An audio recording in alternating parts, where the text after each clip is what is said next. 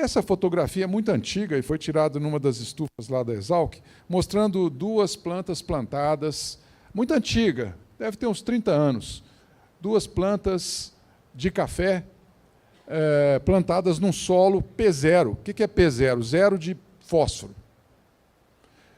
E a planta da direita, maiorzinha lá, ela foi inoculada, o solo foi inoculado com uma espécie de micorriza, um fungo micorrízico arbuscular. E ela cresceu normalmente na ausência de fósforo, enquanto que a da esquerda, que não foi inoculada, está quase morrendo por deficiência de fósforo. Aí, então, a pergunta óbvia é por que ela está crescendo como se não tivesse sentindo a falta do fósforo? A resposta é porque o fósforo está lá. Mas se o fósforo está lá, como que o solo é fósforo zero? A resposta é não é zero. É porque a metodologia de análise de solo não detecta esse tipo de fósforo que, teoricamente, não ia estar disponível para a planta. Mas, na presença do fungo micorrízico, ele se torna disponível para a planta. Quando eu vi isso aí uns 30 anos atrás, eu comecei a pensar, poxa, então, 30 anos atrás, né? E eu já tinha uns 12 de formado. E eu comecei a pensar, então eu acho que a questão microbiana do solo não pode ser tratada separadamente das plantas.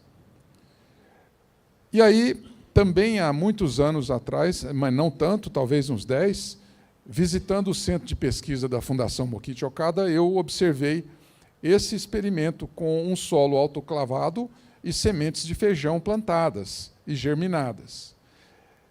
Do outro lado, eu tinha o mesmo solo não autoclavado, com as mesmas sementes plantadas na mesma data, e um crescimento muito superior. A diferença entre esse solo e esse é apenas vida. Então, a gente começou a juntar essas experiências e percebemos, né, ao longo dos anos, como todos vocês, que a evolução dos estudos sobre o solo agrícola tem convergido irremediavelmente para a questão biológica. E também vimos que a questão dos solos tropicais, ao contrário dos solos de clima frio, passa muito mais pela questão dos fluxos de massa e de energia do que de estoques estáticos. E, nesse sentido, a gente entende, então, que não dá mais para você pensar numa produção de alimentos como se fosse uma fábrica, porque nós estamos falando de processos vitais, estamos falando de vida. Então, a produção de alimentos precisa de agronomia mais ecologia, e essa ciência já existe e ela se chama agroecologia. Esse documento está disponível para quem quiser na internet, é um documento que foi feito por todas as unidades da Embrapa, um trabalho muito bacana de, acho que mais de 100 pesquisadores da Embrapa, o marco referencial em agroecologia, que foi publicado em 2006, e nele está citado do Glissman 2000, então não estamos falando de nada novo aqui, que os 3 passos para a transição agroecológica do modelo de produção de alimentos são, dentro da fazenda, primeiro, redução e racionalização do uso dos fertilizantes e dos agroquímicos. Segundo, substituição por biológicos. E terceiro, um pouco mais complicado para monoculturas extensas, o aumento da biodiversidade e o redesenho de todo o sistema produtivo. Nesse sentido, e humildemente, a gente começou a entender que... Obrigado. A gente começou a entender que a pergunta para você adubar uma lavoura, ela mudou.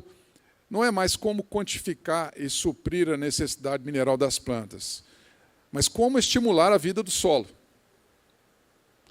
Não existe nada mais importante. É claro que a planta continua necessitando dos mesmos nutrientes minerais que ela sempre necessitou.